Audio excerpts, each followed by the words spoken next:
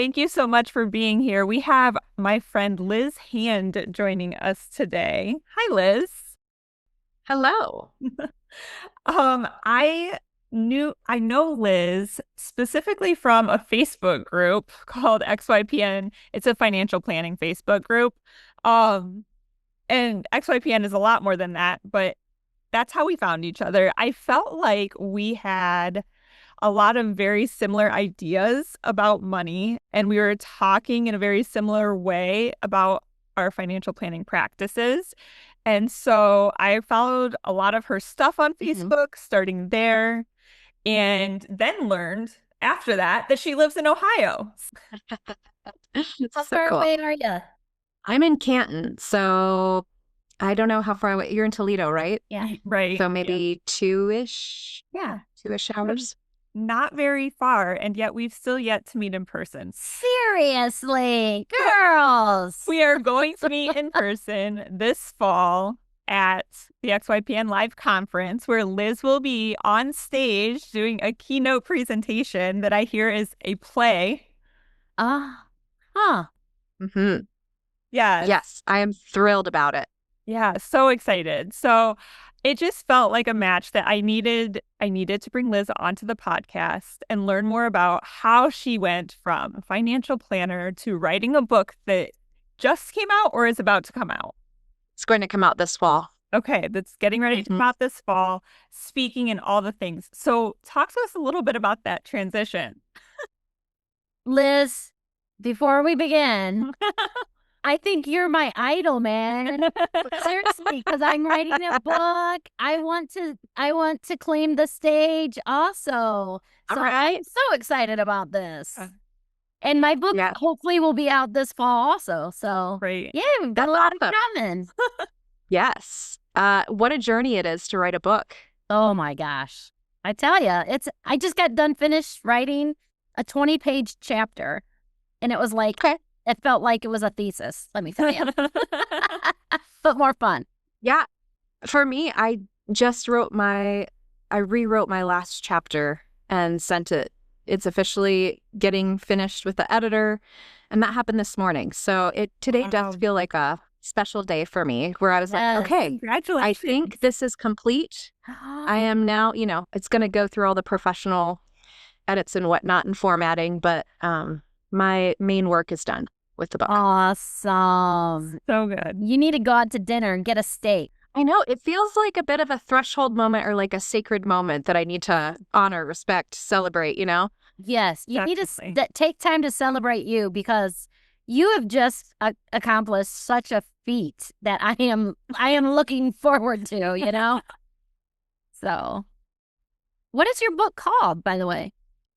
So the book is called Money is a Mirror, and it's all about our relationship to money, and how if you look at the way that you're relating to money, it also mirrors the way that you're relating to yourself, to others, and to God, or however you like to say it, source, universe. I'm from a faith background that saying God is the most comfortable, but and so if you really want financial freedom, you start making adjustments not only in your money, but then also in those other aspects to find more openness and freedom and peace that people really are seeking. That's so cool. What I've noticed in Ohio, that's where my financial planning practice is. I'm a second-generation financial planner. And with the clients we work with, we've got a Mennonite background, Amish background, a lot of good, hardworking Midwesterners, and other folks that are from other areas too, but that's the core of the group. And I noticed the way that these folks are excellent at saving. They're excellent at putting all the financial preparation in and following a plan, but still feel stuck in life and still feel like beholden to the future. And so it's really unwinding that over attention to that future, the over attention to responsibility, and giving yourself the permission to experience now while we live on this wonderful planet, and can access the things that we, the water, the sky, the earth, all of those good things. So yeah, that's amazing. So what led you to begin writing the book? Like, I understand having those relationships and coaching the clients through that of like, you've done such a great job saving. Let's help you be able to enjoy it a little bit, right? That's a lot of what we do as financial planners. But what led you to decide you needed to write the book? I am someone who really likes watching patterns. And I was seeing these patterns emerge just from working with my financial planning clients. And I had started to call it the Midwestern money mindset. And I had never really written it down, but I showed it to just a few people and they're like, oh my goodness, if you would like expand that, that would be a lot for someone to really latch onto and understand themselves better. 3 different people told me that. And then with we met online, I started posting some of the thoughts there and just noticing the way people reacted to it, noticing the way that I got the DM that was like, I feel like you're in my head. Yeah. And I never set out to be an author. That wasn't like part of who I thought I needed to be in the world. But I was in a coaching program, Carl Richards' coaching program. Oh, wow. The Society of Advice. And he had the one thing, which he usually does in about November. So where you pick one thing that's going to change your whole next year. This was 2023. And I decided it's time to write it down. Like I know this is proven to have some sort of impact. I don't know what it is. I'm going to write it down. And so I started writing down the concepts. And within a couple of days, I was like, oh, this is a book. And so I was so surprised at the way it kind of poured forth from me. It was as if for years I'd just been circling and circling and circling on the thoughts and witnessing the patterns and the way people responded to it. And wrote about 60% of the book in a week. Wow. It was very sudden and delightful to see it come onto the page. Yeah. It was a fascinating Christmas break for me that year. Yeah. I bet. Wow. Yeah. I thought perhaps the book would just be like really short, and that was the book itself. But being someone who's fairly spiritually in tune, I had about a 2-year process of moments where I felt like it was go and moments where it was complete stop. And I trusted that. And so here I am, middle of 2026, finally putting that book into the world in the next couple of months. And the final 40% has been what I've learned in the 2-year period about myself as I've unraveled all of these mindsets, I guess, and my way of using money. Okay. Yeah. You made a post about that not long ago, about that pause, and I sent it to you. Do you remember that? Of like those pauses that you just need to give yourself when you're in the middle of writing a book. Yes. And I think that was really impactful. Yes. Yeah. Now that I've gone through the process of writing, people call it writer's block. I don't experience it that way. I just simply experience it as times where you need to like percolate or gestate or, however you want to say it. Right. Like let the ideas come in before you can get them out, basically. Yeah. Yeah. There's no need to force it into a specific timeline. And actually it was time really that helped me understand, like, when I let go of my own timeline and my own need to force something into being the goal-oriented person that I am. You set the goal, you put the time target, you measure it, and then you force your way through it. I just let the time piece go and went when I needed to go and stopped when I needed to stop. Yeah. So that's so good. Well, I so relate. I do. I don't think I ever had a writer's block. It was just I'm not ready to do that chapter yet. It was my own mindset where I was like, nope, I'm not going to write about that yet. No, don't want to go there until I finally did. So yeah, it's such good intuition for you to follow and not force it. Exactly. Yeah. You mentioned the Carl Richards question of like, what's the thing you're going to do that's going to I think you worded it as that's going to change your year. And I remember him asking on the XYPN stage one year, what's the one thing you're going to do that scares you more than anything? Like, that's what you need to do. And for me, it was those mindful money workshops that I've started doing. Yeah. Like, he asked, and I the next month went and did one of these workshops, and it's just taken off from there. So that's a really powerful question, I think, for all of our listeners to consider. Like, what's that one thing you can do? Yeah. He has a very good way of getting you to that point too, of like being in that space to figure out what that thing is, but taking action on it and taking that next step of what's that one thing. So. What have you noticed with your mindful money workshops as you've watched them? There's a part of me that wants to look at the data, as we do as financial planners, and say, this hasn't brought you new clients.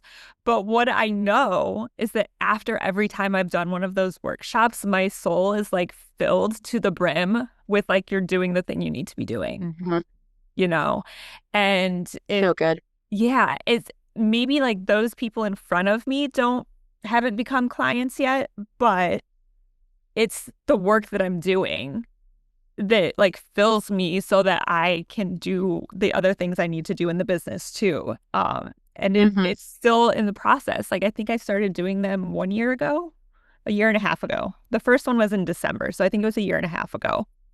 And it's still like evolving and all the things, but it's just like one thing leads to another.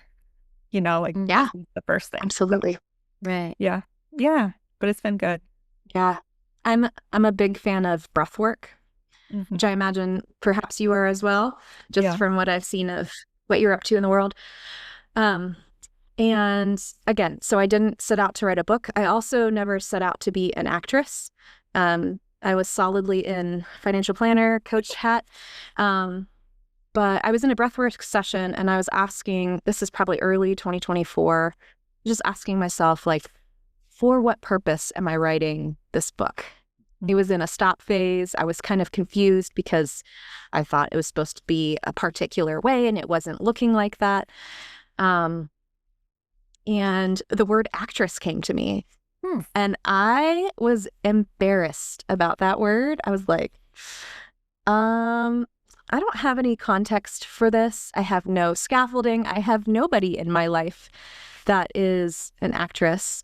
So I don't know what to do with this. Actually, I think it was 2025 when that happened. And, certain things lined up and I realized my friend Craig could help me write the play.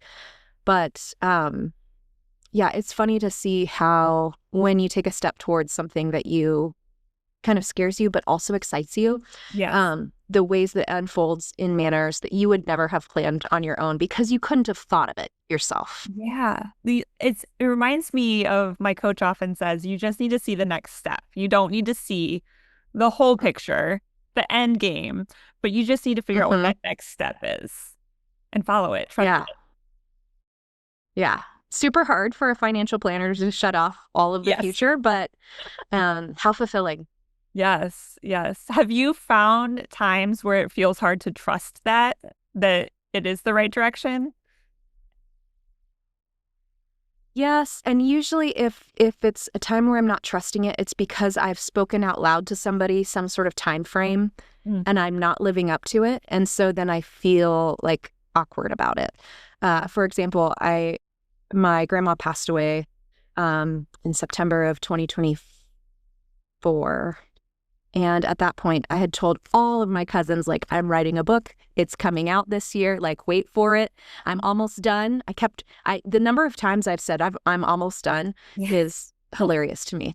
But it's only when I think about other people's expectation that I doubt myself. And part of the whole book is removing yourself from the expectations of others, not in a way of like othering people or reducing their dignity, but just allowing yourself to have the space to do the creative thing, to do the risky thing, to do the heart-led, purposeful, or maybe just an innate desire of a purchase or something with your money, to allow yourself to truly live.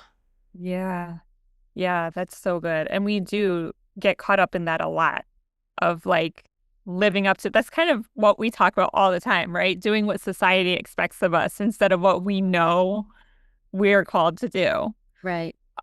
It's listening to your own inner self, it's your own version of you.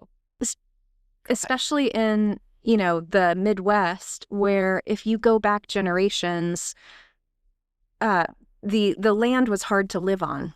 And so being in community was such a survival mechanism that we naturally conformed to community as to stay safe. And so the underlying premise of the book, I said like what it's talking about, but the mindset, I call it making do like the Millers. Okay.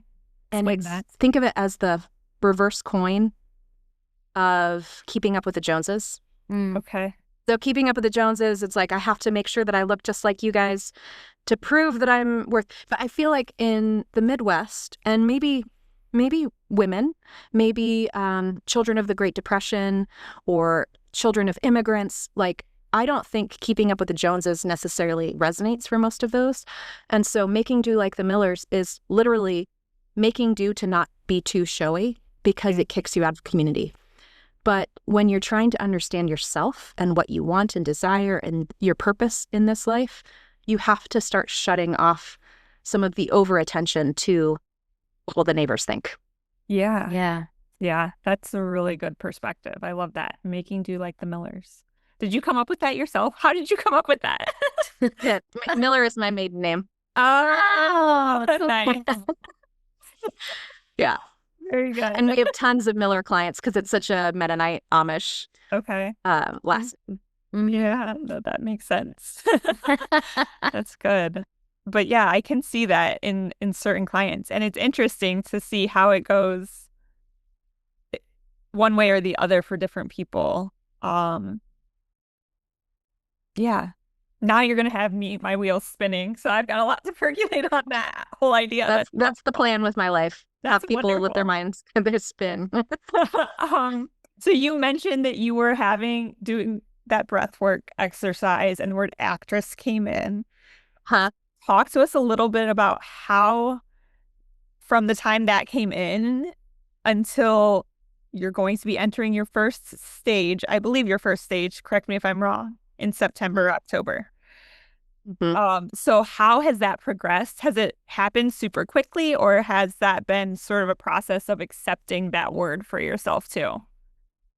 I would say it's come relatively quickly. When Craig, Joseph, and I co-wrote the play last summer, and at the time I was in my 4th year of being the mindset coach for Limitless Advisors. Okay. Which is a financial planning coaching program for, growth-oriented people that have done all of the things for their practice but feel really bound by it, feel really stuck in their businesses. And I went to Stephanie Bogan and I said, hey, I am going to conclude my contract as the mindset coach at the end of the year because I'm growing something new and I want space for it. And she's like, oh, that's great. Do you want to do it here? And it's not in any kind of performance ready way. And I said, yes, I do. Thank you. So I talked to Craig. And so just to connect some of the dots from before, going from no connection to theater to writing a play, I had, through a set of circumstances, gone to a play that Craig was putting on, and it was so moving. And I decided to get a season pass to his theater company for the next year. And one unique thing about his theater company, which is called Seat of the Pants Productions, is that they focus a lot more on the process of delivering the play versus just the performance. So if you think about that from the terms of like perfectionism, we like to do the performance and show everybody where it's like polished and ready and zing, zing, zing. He likes to show how you get there, and that, everything is workable. You learn over time. So as part of my season pass holder, I went to a play reading, which I didn't know what that was. I was really uncomfortable going in the room the first time, but it ended up being really cool. And that's the first time that a playwright hears their play being performed. Okay. But it's not like memorized or there's not a lot going on. You use music stands. Okay. And you just read it. Sitting and reading the play, right? Yep. But you're reading it theatrically. Okay. So, and he also had shown like a first practice and one of the later practices, and one time we got to sit in and see how they warm up and prepare for a practice together. So in the back of my mind, I'm seeing all this happening, and I guess my subconscious was just like, oh, like this is in the realm of possibility. Look, they're learning how to do it. You could probably learn. And so that's when I had made the connection of like, oh, Craig could help me. So he and I wrote the play in June of 2025. Talked to Stephanie Bogan, gave her like a good runway of a notice saying like, I'm going to be concluding my contract. She had me deliver a play reading at the September leadership retreat that they have for Limitless. And there's probably 20 or so of the leaders program that got to listen to it and give the first feedback. And there's this one section in the play that I love where I read about 10 different statements that talk about the mindset. So the way that you're like in stance in the world, and you just stand and sit when you get to that point. You stand if the statement resonates for you. Okay. I kid you not, that whole room was like, oof, oof, douche, douche, douche. Like every single statement, almost everybody stands up and sits down. And it like gave me this buzzing energy of like, oh, I'm onto something. And it was really fun to get their feedback afterwards about how it landed for them, how they felt heard, seen, understood. The aha moment of like, oh, this is why I am not hiring the way I need to, or this is why I haven't handed off all of these tasks to the person that I already hired, or this is why somebody didn't let me take over their business very easily in this succession process. All the reasons we get stuck in our business are because of the mindset behind this making do like the Millers. Michael Kitces happened to be in the room as well because he's one of the advisor coaches.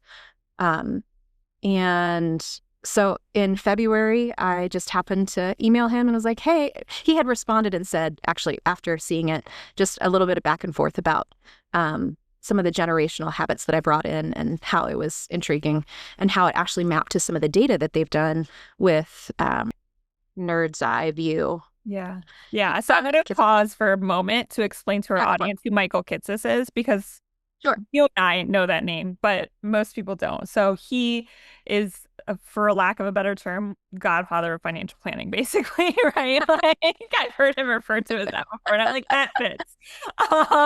But he is Mr. Financial Planner, analytical, and he is the one who started the XYPN group. That's how Liz and I met. And so he is the owner, I think, founder of XYPN and the conference. Yeah, I think co-founder. Going to be speaking at in the fall. Yeah. Background. Okay, so he reached out to you and said this is really interesting, and it related to a lot of the research he had done for Nerd's Eye View, which is his blog. Oh, yes, got it. Yes. Thank you for connecting the dots. Yes, that's perfect. Yes, that's okay. Yeah. So because he's such a data person, he's done a lot of different research about the financial planning industry, and one of the pieces of research that he did was to try to understand with the Big Five personality test, if there were trends in that for people attracted to financial planning. And what he found is that conscientiousness was really high for financial planners, which makes sense because conscientiousness is like being very aware of how my action impacts other things. And you need that for financial planning. So he said, compared to the rest of the population of the United States, and I don't know how he got the research, but compared to the rest of the population of the United States, financial planners are higher on the level of conscientiousness. Okay. And then he said, and female financial planners are like a notch even higher on conscientiousness. Yeah. So, which makes sense to me because society has trained women to be really conscious of the way that we show up in relationship with others, to make sure that some dots are I's are dotted and T's are crossed, Yes. which ripples into lots of areas, like not asking for a job if I don't absolutely meet all of the qualifications, not getting into a too risky of investment that I don't understand because I don't want to be caught later empty-handed and it be my fault. All of those kinds of things. Right.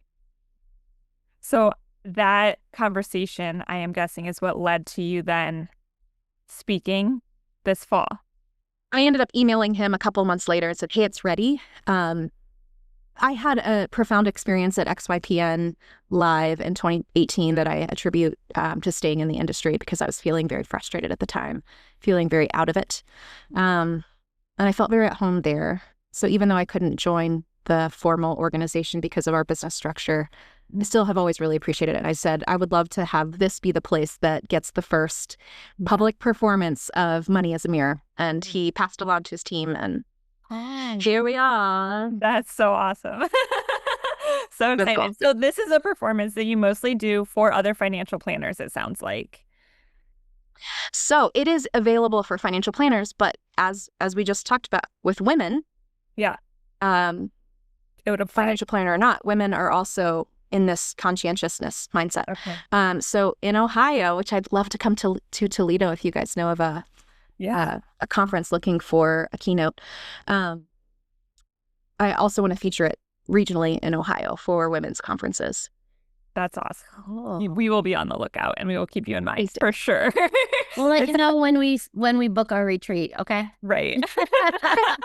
Right. Yeah. It's so funny you bring that up because I had talked to so I'm going to put this out there into the universe and just see where it lands. I had talked to Stacy, she's been on our podcast before. They own Top Me Off Refill. Yes. And she hosts a lot of different events. She had talked about potentially doing one for empowering women and having us come presenters or speakers at it. But you would also be obviously like a great fit for that type of event. Yeah. So I'll put that little plug in her ear to see if that's still on the horizon. Game. Just 2 hours perfect. away. Yeah, that would be perfect. So, Tina, I'm curious, Kelsey and I have a similar working background, but how does this land for you as you hear some of it? Wow. I'm intrigued by your book, reading your book, and then when you first mentioned about getting on the stage, I thought you were going to be a speaker, more putting on a speech versus like a TEDx talk versus putting on a play. yeah. Mm-hmm. So that is totally different than what I thought that we were going to be talking about. Yeah. When you mentioned that you wrote a book and that now you're on the stage. Yeah. So that's fascinating. Well, yeah, it's a different approach to a keynote. Because it's a keynote speech at the event, but it's being done as a play. As a play. So it fits all the ways that a typical keynote address would show up. It's 50 minutes. There's a PowerPoint.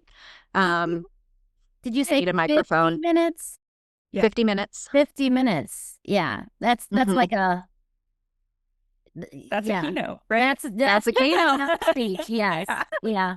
It's a 2-actor play. So Craig and I found Michael Glavin, who's going to be my co-actor, and he plays a bunch of different characters, which are super fun. He's amazing. He plays my husband, my kids, my grandparents, just some really fun characters throughout. There's a bunch of little vignettes that really unearth and show the story of the person who functions under this making do, like the Miller's mindset. Yeah. So it's fun. It's gonna be a hoot. Yeah. I like to say my work is very lighthearted but straight to the heart, and I anticipate people will feel that. That's cool. That's neat. Definitely. Does the Tina, for you, does the concept of what she's talked about, the conscientious thing for women, does that land with you? Of like, do you feel like as a woman you're more conscientious and aware of the moves you make? I do. I believe that, Yeah. I mean, how do I explain it? I think that we are looked upon more as women, don't you think? You know, I think I know what you're saying. we're the ones that if we do something even wrong, we'd be the one criticized. Mhm. Or but we're the ones that's gonna think of that, right? As a woman. Yeah. Like before we take the action, you mean? Yes. Yeah. Yeah. Mm-hmm. And we worry more. If you've been thinking, I know I need to get my money more organized, I just don't know where to start, I made something for you. Download my free financial organizer, a simple tool that helps you map your net worth, monthly cash flow, and those once-a-year expenses we all tend to forget about. Grab it now at apricityfp.com. That's apricityfp.com. What does bloom mean to both of you? Yeah, so well, the straightforward answer, and then I'll tell you how we came up with it, but the straightforward answer is blooming into who we're meant to be in the world. It's kind of the concept, the general concept behind it, but it was super interesting. Tina would call it a God wink, the things that happen, like the synchronicities, things like that. I had written a poem about like the roots of a tree and it growing into what it's meant to be and like the different phases of how that applies to our life at like the same day that you made a Facebook post in another location about roots and you can't see all the things that are happening underneath right now. Right. And so it was just kind of bizarre timing. And then like a week later, we're talking about starting a podcast together. And we both felt like we were at this place where for years we've been building these roots, you know, and we were both getting to that point of being ready to bloom. Right. Or at least start to sprout. And basically, even in my case, like I retired 2 years ago as a nurse practitioner, and basically I'm starting over. And yes, first you start with the seeds and the roots. And then I even mentioned, I think last time with you, I feel like, okay, now I'm like the stem. I'm like starting to peek out of the earth. We're getting there. Here, I'm like the stem, right? And then now I'm starting to grow the leaves, right? We're getting there. We're getting close to we're getting actually closer to the flowers and the pretty petals. Yeah, but it's so cool to have that new opportunity to blossom and bloom into what you're called to do and what you want to do versus other people's expectations. And for me, it's nice to be given another chance to do something again. Something different. Because I definitely feel 100% that I filled my calling as a nurse practitioner. I got to the highest level, the doctorate level. I was doing what I wanted to do. I reached that point where I felt that I wasn't growing, I wasn't learning, I wasn't, I was just my cup filleth, and it was full. There wasn't anything more that I could see, right? Except that word retire, retire, retire, retire. And boy, did it hit me more than just 3 times. Yeah. It was constant. And so now I feel like I have that opportunity to blossom into that further step, take that next chapter, that next opportunity, And I feel so fortunate because so many people don't have that opportunity to experience what I'm experiencing and doing. Some people feel like they're stuck, that they can't get out of a job for 40 years, right? Yeah. Yeah. I'm curious with you, Liz, because as Tina just shared, like her story of like leaving nursing and moving into the next chapter, and I see you kind of continuing as a financial planner and also stepping into this next thing of writing a book and speaking alongside financial planning. Do you see yourself doing those two things simultaneously for a long term? Do you see a shift happening, or are you just taking it as it comes? Many people have asked me that question. And I guess what I see myself as is more of a mixologist. I really enjoy learning something, getting really skillful at it.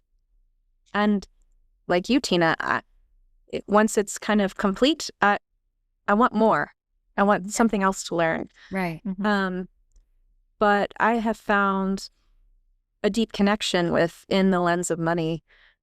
And there's part of the Pleasant Wealth, the financial planning practice that still has part of my passion in it. And so I asked myself, and I had, I know that I'm fortunate in this. So over the last 7 years or so, my brother and I started taking over the management of the firm. My dad owned it before then.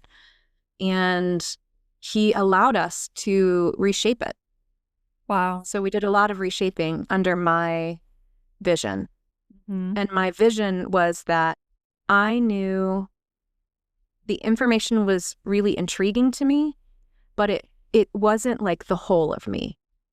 So I knew that I needed to shift my role and have less time-intensive time in the data, the analysis, the day-to-day with clients. And I wanted to be, as I started learning the world of coaching and just finding a lot of fulfillment in that and like how much freedom I got from that, I wanted to take that and mix it back and forth with Pleasant Wealth. So that's what I've been doing. For the last couple of years, I've been keeping everything really separate, but this year has been a year of bringing everything together. So it feels like now I'm the retirement coach within Pleasant Wealth. Clinton does the financial planning component, and we have our business model so that clients rotate between conversations with us. Because as we found, like, the best financial plans are ones where you know what you want. But to know what you want, it's good to have a coaching conversation, because all of our life we've been basing what we want on what everybody else is saying that we don't actually want. So going back and forth between those, clients can continue to unearth what it is that they truly want and then keep aligning their money to it. So that feels very satisfying to me. And that's still like a growing part of the business, where getting clients educated on why they would want to have two different relationships in the same financial planning relationship, because most people are like, don't you just, manage my mutual funds or my stocks? Right. And it's like, yes, but also there's so much depth if you want it. So that is my work in Pleasant Wealth. I still have my coaching practice where I coach advisors and helping them reach their own place of freedom within their practice and with their clients. And then this Money is a Mirror project, which is both a book and a play, feeds all of it. And it's like the connecting loop between all of it. So I just feel like I'm mixing stuff back and forth, and who knows where it will take me. But at this point, I don't see ending anything.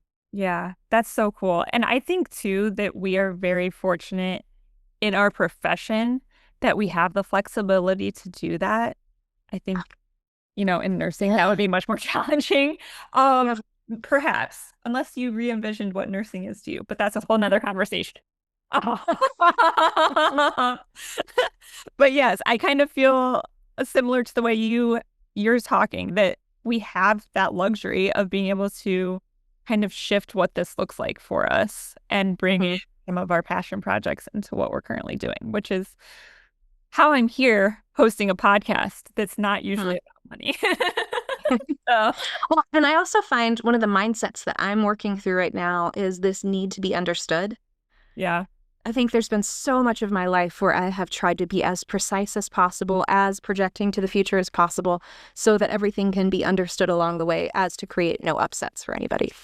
But I am, in my own release, in my own blooming, being with the confusion that it causes when people are like, wait, you're a financial planner. Wait, you're a coach, but you're doing a book. And it's like, yes, I'm doing all of it.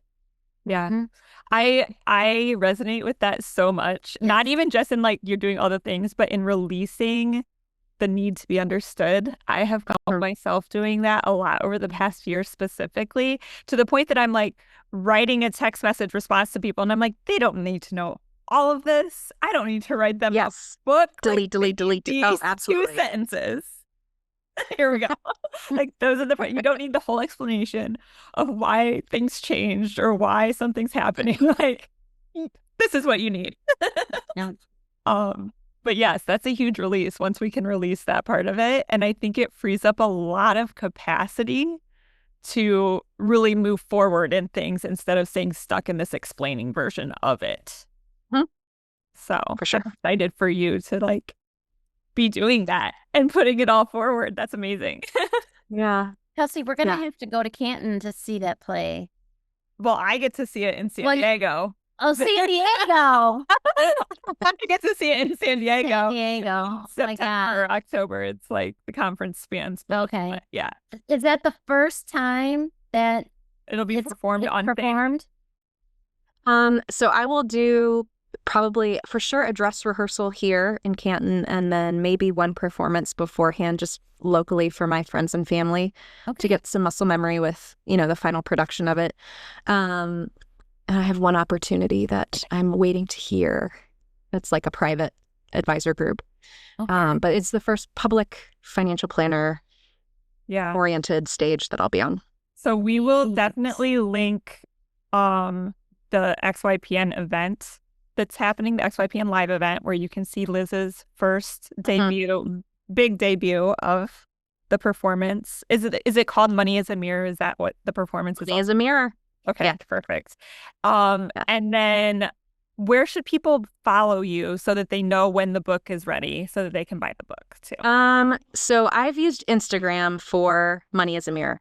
Okay, perfect. That's where I'm most, and there's some posts that go, it kind of sends it everywhere. So if you're on Facebook, you'll see me there too. Yeah. LinkedIn is more periodic.